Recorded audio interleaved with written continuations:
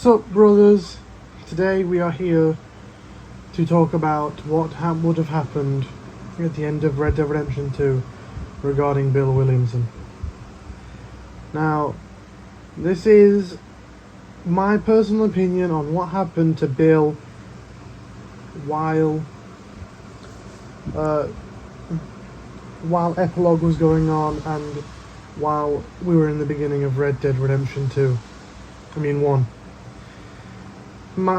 Pardon my commentary. It's currently 5 in the morning in the UK and I haven't slept yet.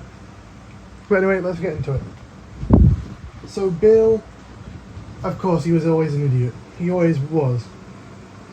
Even till the very end. If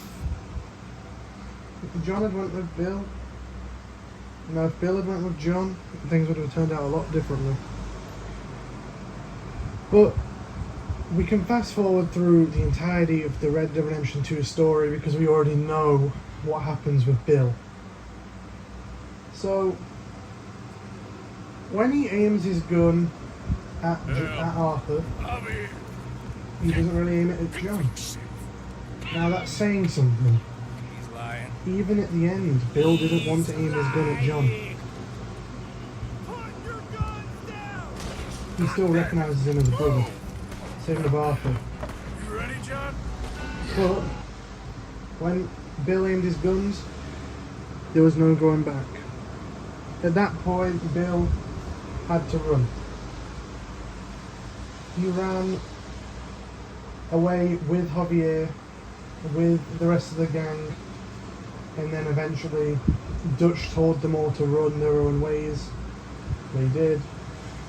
And then comes Red Dead Redemption 1. Now, in between the time of Red Dead Redemption 1 and Red Dead Redemption 2 story, Bill, there's either two outcomes for him. He either fell in with a gang, I guess he was about right. eventually became leader some way, or he started his own gang and for some reason they all went with him. At this point, Bill was on his own. He had nothing else to do. He was just a wanderer in the forests, the desert, even the snow. He was a wanderer, not knowing what to do. So Bill thought of the only thing imaginable, because it's the only thing that he knew what to do. He seen how Dutch run the gang, so he tried to run his own. And he didn't really care about his men. He didn't care if they died or not. He just had the few that he actually wanted to keep with him. So Bill, at this point, after he got his gang, they made Fort Mercer their main base.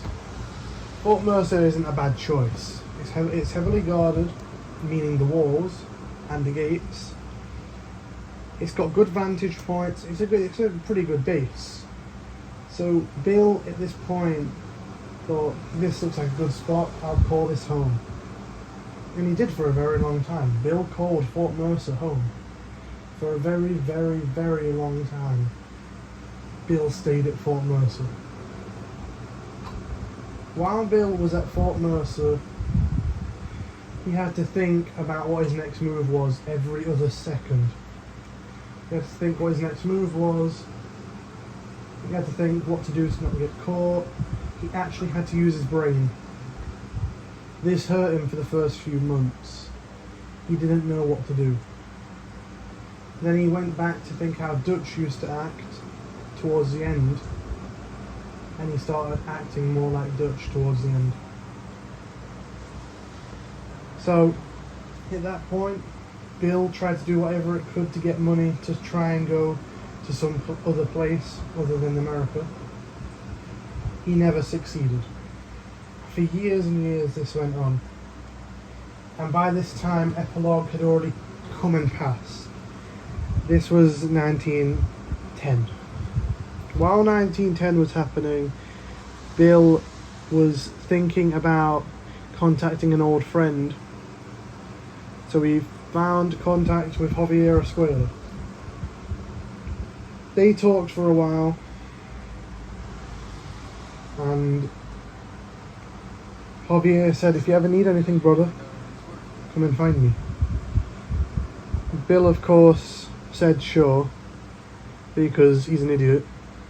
And at that point, Bill went back to Fort Mercer, still robbed and killed without a reason, still did idiot things. But Bill, he always knew there was something out there that could stop him. He always knew something bad was going to come his way. Comes 1911. John Marston arrives at Fort Mercer. So when John arrives at Fort Mercer, Bill was expecting him. He must have had someone on the train that knew exactly who John was. And then, as soon as he recognized John, he went straight to Bill. Because there's no other explanation of why Bill knew exactly where John was. He knew exactly when John was going to ride up to Fort Mercer. That means someone on that train was working for Bill Williamson.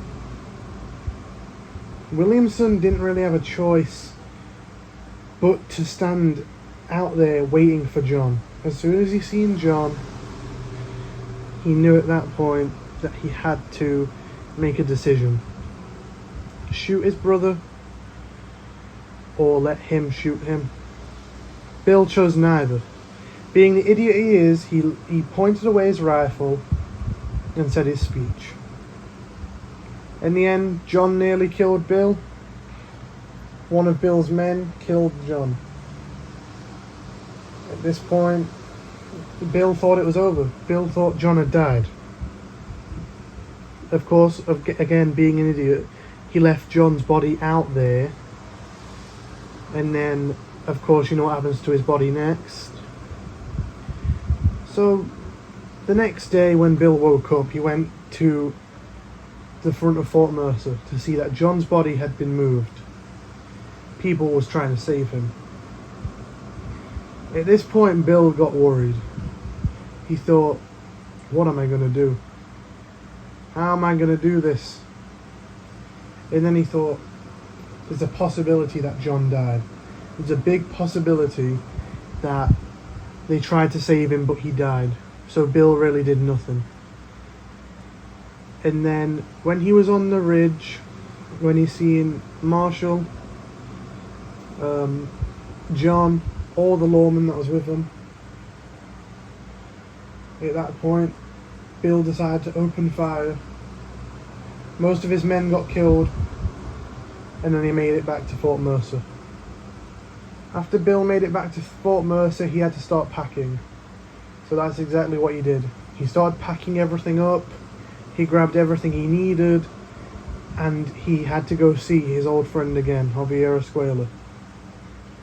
He left Fort Mercer, took only a few men with him for the journey there,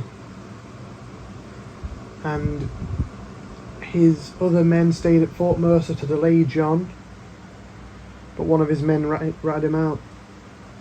At that point, Williamson had to try and do everything he could to stay away from Marston. He went to Javier, you know how that ended, and then he eventually found DeSanta. He persuaded him a little bit, and then came the wagon scene. Throughout Bill's last days, he was always thinking about how John could kill him, and what would happen if John caught him.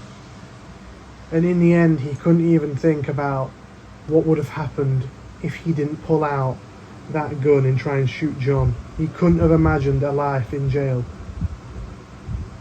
or getting killed, because he knew either way he'd get killed or stay in prison for a very, very long time. Bill chose to try and take out Marston with him. He knew if he took out Marston, he'd die immediately. But he tried it. He tried it. Marston ended up killing him. And then, after Marston killed him, that's where Williamson's story ends. Tell me what you think about this story. This is not as detailed as Javier's story, of course, and not as detailed as my Undead Nightmare story. But people seem to enjoy these kind of videos. So let me know if you enjoyed this. Let me know if you want me to remake this, because I could add more details. I just need to play Red Dead 1 again. I've not played it in a long time. I just need to replay Red Dead 1 and then I'll understand more. Like, I mainly remember the ending of Red Dead 1 and Javier Escuela. Most of the scenes with Bill I just completely forgot. So if you want me to recreate this again with more details, then I will. If you want me to make a part 2 to this, talking about what could have happened if this happened, or if something else happened, or would you like me to tell a story what happened after Javier parted from the gang and he went back to Mexico, because I can say that as well. There's a lot of things that I can say about this. You just gotta let me know what kind of stories you want to hear, what types of videos you want to see, if you want to see more gaming, or you want to see more videos like this. Let me know. Please subscribe, like, it will help me out a lot. Hopefully we can reach my goal of 100 subscribers. I really want to hit it. It would mean the world to me. Thank you all, and peace.